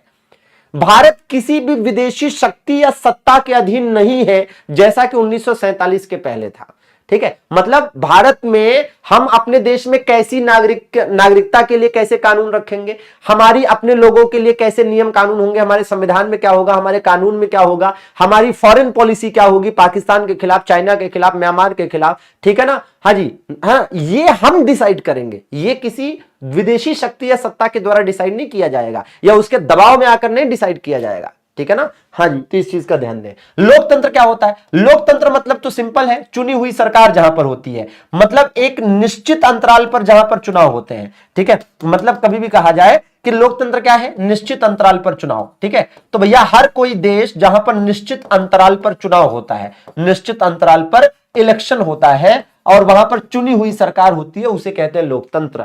और अखंड क्या है? कि भैया देश अखंड रहे। तो इस प्रश्न का राइट आंसर संघवाद क्यों है? क्योंकि यहां पर लिखा है कि राजनीतिक प्रणाली के भीतर इस तरह की एकजुटता अलग अलग राज्यों और अन्य व्यवस्थाओं, ठीक है, मतलब एक से अधिक शासन का स्तर, ठीक है। तो इसलिए राइट आंसर डी है, ठीक। चलिए, क्योंकि संघवाद में यही होता है भाई, संघवाद में यही तो होता है कि भाई केंद्र स्तर पर भी सरकार होती है, राज्य स्तर पर भी सरकार होती है, ठीक है, और दोनों की अपनी अपनी शक्तियां होती हैं, दोनों को अपनी अपनी, ठीक है, मतलब एक तरह से शक्तियां बनाए रखने की, अखंडता बनाए रखने का अधिकार होता है, ठीक है। चलिए ये बताइए भाई, तो 9 दिसंबर को कौन अध्यक्ष था? तो भैया डॉक्टर सच्चिदानंद सिन्हा थे, क्योंकि राजेंद्र प्रसाद को तो 11 दिसंबर को बनाया गया था। 11 दिसंबर 1946 को डॉक्टर राजेंद्र प्रसाद अस्थायी अध्यक्ष चुने गए थे। ठीक है। भारतीय संविधान की मसौदा समिति, पहली बात तो ये जो मसौदा समिति यहां पर लिखा है, इसको आप और क्या कहते हो पता है? इसके नाम बड़े खतरनाक होते हैं कई बार हिंदी वालों के लिए, है ना। पांडुलेखन समिति भी इसको कहते हैं, है ना। पांडुलेखन समिति के साथ साथ इसको प्रारूप समिति भी कहते हैं। ठीक है। हाँ जी, तो दिक्कत यही है, हिंदी में ये 3-3 नाम याद करने हैं। यहां तक कि हिंदी वालों को यह भी याद करना पड़ता है कि इंग्लिश वाला वर्ड हिंदी में लिखकर आ सकता है, ड्राफ्टिंग कमेटी। ठीक है ना, ड्राफ्टिंग कमेटी, जबकि इंग्लिश में तो एक ही शब्द लिखकर आएगा, ड्राफ्टिंग कमेटी। ठीक है ना, यही लिखकर आएगा, कुछ और क्या लिखकर आएगा। ठीक है, तो आप समझ सकते हैं कि भैया इसमें कौन सदस्य नहीं था? तो भैया A.V. ठक्कर इसमें नहीं थे। ठीक है, A.V. ठक्कर इसमें नहीं थे। और इस कमेटी का काम, भाई देखिए, ये इस कमेटी को गठित किया गया 29 अगस्त 19। कैसे याद करोगे कि 29 अगस्त को इसका गठन हुआ? देखो, ऐसे याद करोगे कि 29 अगस्त को गठन हुआ तो शायद ना याद हो। ऐसे याद कर लीजिए कि आजादी के 2 हफ्ते बाद गठित हुआ।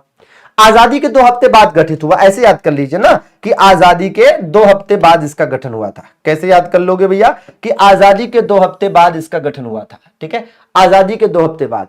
ठीक है, हाँ, आजादी के 2 हफ्ते बाद मतलब आजादी के 14 दिन बाद, तो 15 को आजाद हुए और 15-14 19 और 29 अगस्त को खेल दिवस भी होता है। ठीक है, तो ऐसे याद हो जाएगा। और दूसरी बात ध्यान दीजिए कि भैया इसके अध्यक्ष कौन थे?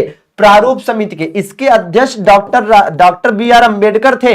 और इसी वजह से डॉक्टर भीमराव अंबेडकर को भारतीय संविधान का पिता या जनक कहा जाता है। हो सकता है आपसे क्वेश्चन कभी पूछ ले कि डॉक्टर भीमराव अंबेडकर को भारतीय संविधान का पिता या जनक क्यों कहते हैं? क्योंकि ये उस समिति के, उस कमेटी के अध्यक्ष थे जिसने भारतीय संविधान के प्रारूप को फाइनल बनाकर संविधान सभा में पेश किया। ठीक है ना, हाँ जी, इसीलिए ये साथियों है कि इसमें सदस्य कौन थे। तो ये है जो आपके सदस्य थे इसमें, किसमें, है ना, ड्राफ्टिंग कमेटी में। अल्लादी कृष्णा स्वामी अय्यर, एन गोपाल स्वामी, ठीक है, B.R. अंबेडकर, K.M. मुंशी, है ना, मोहम्मद शादुल्ला, B.L. मित्र और, ठीक है, ये साथी है, नंबरिंग गलत है, D.P. खेतान। तो 7 सदस्य इसमें थे, इसमें 7 सदस्य थे। ठीक बात है, इस बात को ध्यान रखेंगे। प्रारूप समिति में कितने सदस्य थे? 7 सदस्य थे। ये बताइए जरा, संविधान सभा की प्रारूप समिति के अध्यक्ष कौन थे? तो अभी भी बताया है, डॉक्टर, है ना, भीमराव अंबेडकर। अच्छा, एक बात और, यह संविधान सभा की सबसे महत्वपूर्ण समिति थी। यह क्वेश्चन पूछा जाता है कि सबसे महत्वपूर्ण समिति, संविधान सभा द्वारा गठित सबसे महत्वपूर्ण समिति कौन सी थी? संविधान सभा द्वारा गठित सबसे महत्वपूर्ण समिति कौन सी थी? सबसे महत्वपूर्ण समिति कौन सी थी? चलिए ये बताइए जरा। हाँ जी, कह रहा है पंडित जवाहरलाल नेहरू ने किस तिथि को संविधान सभा में उद्देश्य प्रस्ताव पेश किया था? किस तिथि को संविधान सभा में उद्देश्य प्रस्ताव? ये याद करना बेहद आसान है। कैसे, सुनना भाई, सब ये हुआ था कब पता है? ये हुआ था 13 दिसंबर 1946 को। ये 13 दिसंबर 1946 को, ठीक है, 13 दिसंबर 1946 को ये हुआ। अब देखना कैसे आसान है। ये संविधान सभा की तीसरी बैठक थी। ये संविधान सभा की क्या थी? तीसरी बैठक थी। अब सुनिए, यहां ध्यान दीजिए, ये क्या लिखा हुआ है? ये लिखा हुआ है 3, है ना। ये क्या लिखा हुआ है? थोड़ा सा मतलब हेल्पफुल हो जाएगा। ये क्या लिखा है? 3 लिखा है। और बैठक भी कौन सी थी? तीसरी थी। और क्या था? उद्देश्य प्रस्ताव। उद्देश्य प्रस्ताव में भी अगर आप पहला अक्षर देखें तो ऊ जैसे बनता है, ये ऊ, तो ऊ भी तो 3 जैसे लगता है, नहीं लगता है? बताइए। तो आराम से याद कर लेंगे भैया, ठीक है। हाँ, ये आराम से आप याद कर लेंगे और इस प्रकार से इसका राइट आंसर ये हो जाएगा। तो ये संविधान सभा की तीसरी बैठक थी। अब एक पॉइंट और इसमें ध्यान दीजिए, ठीक है ना। हाँ, एक पॉइंट यह ध्यान दीजिए कि यह पास कब हुआ, ठीक है। इसे पास कब किया गया था? इसे पास किया गया था 22 जनवरी 1947 को, ठीक है। और यह डेट क्यों महत्वपूर्ण है?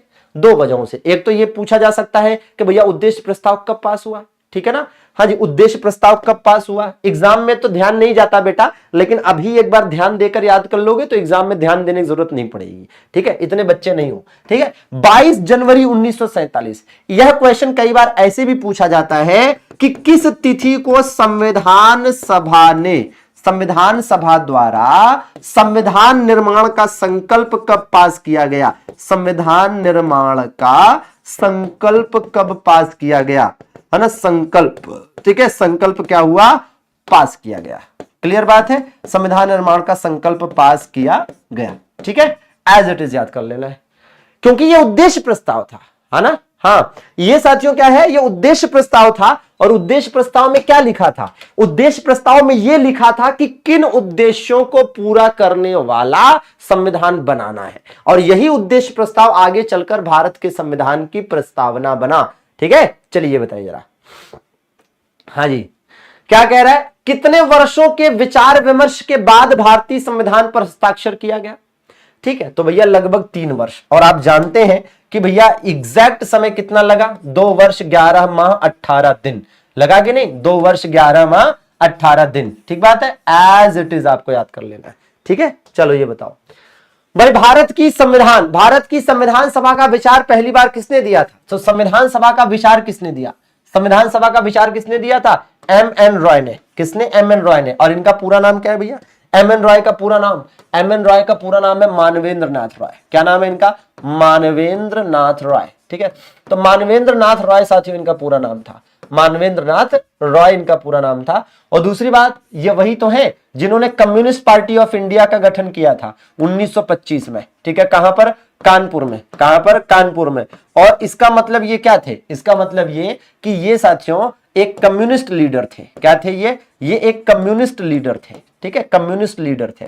ठीक है, कम्युनिस्ट लीडर थे, और इन्होंने ही सबसे पहले संविधान सभा का विचार दिया। अब यहां पर कुछ लोगों को बी.एन. राव को लेकर भी डाउट रहता है। बी.एन. राव, तो बी.एन. राव का पूरा नाम क्या है? इनका पूरा नाम है बेनेवगल नरसिम्हन राव।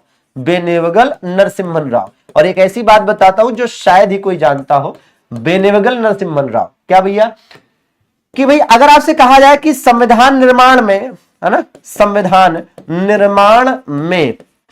निर्माण में, ठीक है, किस एक, ये क्वेश्चन पूछा जाता है, किस एक, ठीक है, हाँ जी, किस एक सिविल सेवक का योगदान है? किस एक सिविल सेवक का योगदान है? ठीक है, सेवक का योगदान है, तो यही बताएंगे। ये एक सिविल सेवक थे। ठीक है ना, ये एक सिविल सेवक थे, सिविल सर्वेंट थे। ठीक है, और दूसरी बात, ऐसा क्यों कि इनका योगदान है? क्योंकि ये वही है जिन्होंने संविधान का पहला प्रारूप बनाया था। संविधान का जो पहला प्रारूप था, पहला ड्राफ्ट था, पहला ड्राफ्ट या पहला जो प्रारूप था वो इन्होंने ही बनाया था। पहला प्रारूप या पहला जो ड्राफ्ट था वो इन्होंने ही बनाया था। ठीक है ना, हाँ बिल्कुल, ठीक है ना, तो एकदम बिल्कुल याद करेंगे और काफी इंपॉर्टेंट है। चलिए, और ये वही है जो क्या थे ये साथियों, याद करिए, ये संवैधानिक सलाहकार नहीं थे, ये संविधान सभा के संवैधानिक सलाहकार अर्थात कॉन्स्टिट्यूशनल एडवाइजर थे। क्या थे भैया? संवैधानिक सलाहकार अर्थात कॉन्स्टिट्यूशनल एडवाइजर थे। ठीक है ना, चलिए ये बताइए जरा। बहुत अच्छे भाई, क्या कह रहा है? भारतीय संविधान को लिखने वाली संविधान सभा के उपाध्यक्ष कौन थे? अध्यक्ष तो आप जानते हैं, उपाध्यक्ष की बात हो रही, तो भैया उपाध्यक्ष कौन थे? H.C. मुखर्जी। ठीक है, इनका पूरा नाम था हरीश चंद्र मुखर्जी। हरीश चंद्र मुखर्जी। चलिए, बहुत बढ़िया। सेशन को लाइक करने में इतनी कंजूसी क्यों भाई? चलो जरा दौड़ा दो। लाइक वाइक करने के लिए कहना पड़े, ये बड़ी खराब बात है। भारतीय संविधान का जनक किसे कहते हैं भैया? तो अंबेडकर जी को कहते हैं। ठीक है, भारतीय संविधान का जनक या पिता। भारत की संविधान सभा की पहली बैठक कब आयोजित हुई थी? पहली बैठक, ठीक है, देखिए जो बैठकें पूछी जाती हैं भाई, पहली बैठक पूछी जाती है, दूसरी बैठक पूछी जाती है, तीसरी बैठक पूछी जाती है, फिर इसके बाद सीधे सीधे 11वीं और 12वीं बैठक पूछी जाती है। ठीक है ना, इतनी बैठकें पेपर में पूछी जाती है। ठीक है, तो पहली बैठक कब हुई थी? 9 दिसंबर, दूसरी 11 दिसंबर और तीसरी 13 दिसंबर। तो 2-2 दिन की गैप पर थी, और ये तीनों 1946 की हैं। ये तीनों जो है 1946 की हैं, तो ये तीनों याद कर लीजिए। इसके बाद भाई 11वीं बैठक 14 से 26 नवंबर 1949। ठीक है ना, हाँ जी, 14 से 26 नवंबर 1949। ठीक है, और 12वीं बैठक कब? 24 जनवरी 1950। ये अंतिम बैठक थी। ठीक है, ये अंतिम बैठक थी। ठीक है, ये क्या थी भैया? ये अंतिम बैठक थी। ठीक है, तो आप देखिए भाई, यहां पर ध्यान दीजिए कि है क्या, कि ये क्या है भाई, यहां पर आपको यही याद करना है कि डॉक्टर सच्चिदानंद सिन्हा अध्यक्ष बने। यही याद करेंगे आप, डॉक्टर सच्चिदानंद सिन्हा। यहां पर आप याद करेंगे कि डॉक्टर राजेंद्र प्रसाद अध्यक्ष बने। डॉक्टर राजेंद्र प्रसाद अध्यक्ष बने, और इसी दिन संवैधानिक सलाहकार भी बनाए गए। कौन भैया? संवैधानिक सलाहकार बनाए गए बी.एन. राव। ठीक है, बी.एन. राव को संवैधानिक सलाहकार भी बनाया गया। और इस दिन क्या हुआ? उद्देश्य प्रस्ताव आया। ठीक है, उद्देश्य प्रस्ताव आया, और ये उद्देश्य प्रस्ताव कौन लाया? तो भैया पंडित जवाहरलाल नेहरू लाए। ठीक है ना, पंडित जवाहरलाल नेहरू लाए। पंडित जवाहरलाल नेहरू लेकर आए थे इसको। ठीक है ना, हाँ जी। और यहां पर क्या हुआ भाई? संविधान बनकर तैयार हुआ। ठीक है, संविधान बना। ठीक है, संविधान बना या स्वीकृत हुआ, है ना, संविधान बना या स्वीकृत हुआ, ठीक है। और यहां पर क्या हुआ, संविधान अंतिम रूप से स्वीकृत हुआ। संविधान इस दिन क्या हुआ, अंतिम रूप से स्वीकृत हुआ, अंतिम रूप से स्वीकृत हुआ, अंतिम रूप से स्वीकृत हुआ, ठीक है ना, अंतिम रूप से स्वीकृत हुआ। समझ रहे हैं, सिंपल सी बात है, ठीक है, एज इट इज याद कर लेंगे, ठीक। चलिए, तो बिल्कुल कहीं से कहीं तक दिक्कत होनी नहीं चाहिए, पूरे पॉइंट्स आप नोट कर लेंगे, ये पॉइंट्स आप नोट कर लीजिएगा, पढ़ते रहिए वीके का जीके, दौड़ा दौड़ा कर करेंगे आप एक एक क्वेश्चन। भाई ये बताइए, हाँ जी भाई क्या कह रहा है, भारतीय संविधान को कब अंगीकृत किया गया, आप ध्यान देना, भारतीय संविधान को कब अंगीकृत, अधिनियमित, ठीक है, अधिनियमित व आत्मर्पित किया गया। और इसके साथ साथ आप कह सकते हैं कि भारतीय संविधान को किस दिन, ठीक है, बनकर तैयार हुआ, भारतीय संविधान कब बनकर तैयार हुआ, कह सकते हैं कि आंशिकतः लागू हुआ, आंशिकतः लागू हुआ, ठीक है, आंशिकतः लागू। और इस वजह से इस दिन हम क्या मनाते हैं, संविधान दिवस मनाते हैं, संविधान दिवस या विधि दिवस के रूप में हम इस दिन मनाते हैं। और इन सब की डेट एक ही है, क्या, 26 नवंबर, ठीक है ना, 26 नवंबर 1949। क्या भैया, 26 नवंबर 1949। वो अलग बात है कि पूर्णतः लागू कब हुआ, भाई पूर्णतः लागू हुआ 26 जनवरी 1950। क्यों, क्योंकि 26 जनवरी के दिन ही वर्ष 1930 में पहला स्वाधीनता दिवस मनाया गया था, ठीक है ना। 60 देशों के संविधान का अवलोकन हुआ, 64 लाख रुपए लगभग खर्च हुए, 111 दिन, 114 दिन बैठक, 114 दिन बहस हुई संविधान के प्रारूप पर, 3 वाचन हुए, और तब जाकर मुख्य रूप से 10 देशों के संविधान से उधार लेकर, ठीक है ना, हाँ जी, किया गया, है ना, क्या, भारत का संविधान तैयार। चलिए, 2 वर्ष 11 माह 18 दिन, ठीक है। कह रहा भारतीय संविधान 26 जनवरी 1950 को लागू हुआ, बात तो सही है। 26 जनवरी को गणतंत्र दिवस के रूप में मनाया जाता है, यह बात भी सही है, ठीक है। अब देखिए कथन कारण वाले क्वेश्चन में क्या होता है कि 26 जनवरी गणतंत्र दिवस के रूप में मनाया जाता है क्योंकि भारतीय संविधान 26 जनवरी 1950 को लागू हुआ। क्या यह बात सही है, क्या यह बात सही है कि 26 जनवरी को गणतंत्र दिवस इसलिए मनाया जाता है क्योंकि इस दिन भारत का संविधान लागू हुआ था? अगर विकल्प के हिसाब से चलें, ठीक है, तो ये वाला आंसर है, ठीक है, ये वाला आंसर है। दोनों सही है, ए और आर दोनों सही है, और आर ए की उचित व्याख्या नहीं है लिखा है, जबकि सही बात यह है कि लिखा होना चाहिए था कि उचित व्याख्या है, ठीक है। लेकिन ठीक है, एक कॉन्टेक्स्ट में सही है। कौन से कॉन्टेक्स्ट में सही है मैं बताता हूं। गणतंत्र किसे कहते हैं? गणतंत्र का मतलब है कि जिस देश का राष्ट्राध्यक्ष मतलब राष्ट्रपति चुना जाए। तो 26 जनवरी को हम गणतंत्र दिवस इसलिए मनाते हैं वास्तव में क्योंकि 26 जनवरी के दिन ही 1950 में डॉक्टर राजेंद्र प्रसाद ने पहले राष्ट्रपति के रूप में अपना कार्यकाल शुरू किया था, इसलिए हम इसे गणतंत्र दिवस के रूप में मनाते हैं, ठीक है। चले, संविधान सभा ने किस दिन भारत के राष्ट्रीय ध्वज को अपनाया था? तो भारत का जो राष्ट्रीय ध्वज है आप जानते हैं कि 22 जुलाई 1947 को अपनाया गया, ठीक है ना, 22 जुलाई 1947 को। जो हमारे देश का राष्ट्रगान है ये कब अपनाया गया? नेशनल एंथम, राष्ट्रगीत ये कब अपनाया गया? ठीक है, तो ये दोनों साथियों 24 जनवरी 1950 को जब संविधान की अंतिम बैठक हुई उस दिन अपनाया गया, ठीक है। और जो हमारा भाई नेशनल एम्बलम है, ठीक है, राज प्रतीक है, ठीक है, जो राजकीय प्रतीक है, ये कब अपनाया गया? नेशनल एम्बलम अशोक स्तंभ, ये एग्जैक्टली 26 जनवरी 1950 को, ठीक है, 26 जनवरी 1950 को, ठीक है। ये बताइएगा, यह इसका अंतिम प्रश्न, इसके बाद आप मुकेश सर के साथ रीजनिंग का आनंद लीजिए। भाई कह रहा है किस अनुच्छेद के अनुसार संसद ने संविधान में संशोधन किया और संविधान की उद्देशिका में ये 3 शब्द जोड़े थे? तो आसान है, अनुच्छेद 368। देखिए ऐसा है कि प्रस्तावना में अभी तक केवल एक बार संशोधन हुआ है, प्रस्तावना में एकमात्र संशोधन आज तक किया गया है, एकमात्र संशोधन आज तक किया गया है। बात सही है कि नहीं? और ये एकमात्र संशोधन जो हुआ है ये 42वां संविधान संशोधन द्वारा हुआ था, है ना, 42nd कॉन्स्टिट्यूशनल अमेंडमेंट 1976, ठीक है। और इसके तहत संविधान की प्रस्तावना में 3 शब्द जोड़े गए जिसको आप शॉर्टकट में याद कर लीजिए, आपस, जिसमें आ का मतलब हो जाएगा क्या? आ का मतलब हो जाएगा अखंडता, पा का मतलब हो जाएगा पंथ निरपेक्षता, ठीक है, और सा का मतलब हो जाएगा समाजवादी। क्या हो जाएगा? समाजवादी। क्लियर बात है? ये 3 शब्द ऐसे याद कर लीजिए, ठीक है ना। तो चलिए धमाकेदार जबरदस्त जिंदाबाद तरीके से बिल्कुल जुड़ेंगे। और हाँ, जरा देख लीजिए कि पीडीएफ आप कैसे प्राप्त कर सकते हैं। ठीक है। तो पीडीएफ कैसे प्राप्त करते हैं? अच्छा भाई वकील साहब देख लेंगे, ठीक है। तो पीडीएफ को प्राप्त करने का सिंपल प्रोसेस है कि पहले तो प्ले स्टोर पर जाइए और वहां से MD classes official app download कर लीजिए, ठीक है ना, एमडी क्लासेस ऑफिशियल ऐप। फिर अपना नाम नंबर डालकर रजिस्टर कर लीजिए, ठीक है। फिर एप्लीकेशन ओपन करिए, यहां पर क्लास नोट्स पीडीएफ का ऑप्शन दिखेगा, इस पर क्लिक करिए, नए पुराने सारे पीडीएफ मिल जाएंगे, ठीक है साथियों। तो चलिए एक बार सेशन को लाइक जरूर कर दीजिएगा, आशा करते हैं कि आपको सेशन अच्छा लगा होगा। बाकी कोशिश करिए कि नियमित रूप से जुड़े रहिए और अपने तैयारी को आगे बढ़ाते रहिए। ध्यान रहे कि कहते हैं ना कि लहरों को साहिल की दरकार नहीं होती, लहरों को साहिल की दरकार नहीं होती, हो हौसले अगर बुलंद तो सामने कोई दीवार नहीं होती। और जलते हुए दिए ने आंधियों से कहा, रोशनी देने वालों की कभी हार नहीं होती, कभी हार नहीं होती, है ना। चलिए बहुत बहुत शुक्रिया, आभार, धन्यवाद, गुड नाइट, शुभ रात्रि। आरआरबी एनटीपीसी 2024 की संपूर्ण तैयारी के लिए एमडी क्लासेस लेकर आ चुका है विश्वास बैच, और इस बैच में हम वो सारी खास बातें करने वाले हैं जिसके थ्रू अगर आप बिगिनर हैं या एवरेज हैं तो आसानी से सिलेक्शन ले सकते हैं। इस बैच में हम लाइव क्लासेस के साथ जो बोर्ड वाली पीडीएफ होगी वो भी आपको मिलेगी और टीचर के द्वारा लिखे गए आपको नोट्स भी देखने को मिलेंगे। साथ ही साथ पहली बार आपको ऐसा देखने को मिल रहा होगा कि एक दिन में जितनी क्लासेस होंगी, जितनी चीजें आपको पढ़ाई जाती हैं, उसके हिसाब से आपको 10 क्वेश्चन क्विज के रूप में भी दिए जाते हैं, जिससे आप ये समझ पाते हैं कि परीक्षा में यहाँ से कैसे प्रश्न बन सकते हैं। और इतनी सारी चीजें विश्वास बैच की